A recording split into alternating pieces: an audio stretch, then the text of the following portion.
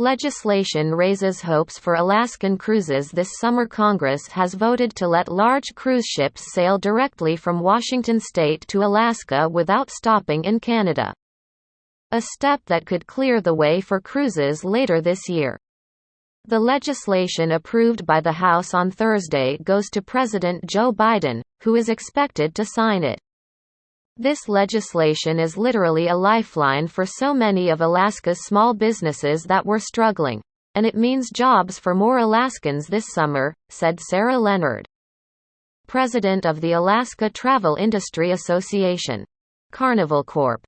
said it expects to resume sailing to Alaska in late July and running until early October.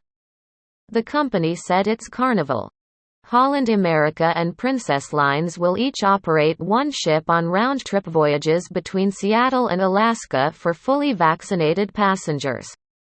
A long-standing federal law prohibits foreign-flagged ships, typically the big cruise liners, from carrying passengers between two U.S. ports without stopping in another country, with Canada forbidding any cruise operations through next February. The law threatened to eliminate Alaskan voyages on large ships this year. The House on Thursday passed a measure that waives the foreign stop requirement through next February or until Canada lifts its ban on cruising.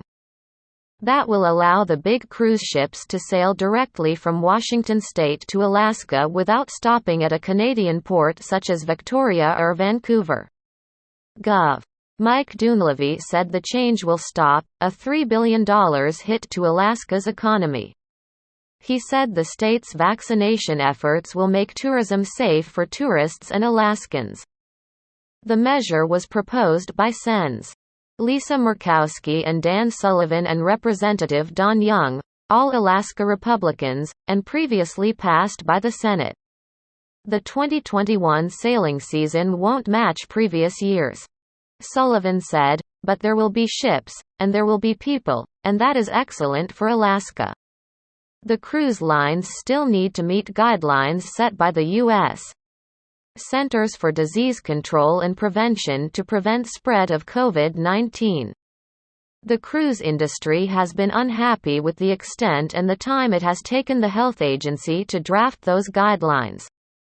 While there is still work to be done, the cruise industry is one step closer to sailing in Alaska this year, said Laziza Lambert, a spokeswoman for an industry group, the Cruise Lines International Association.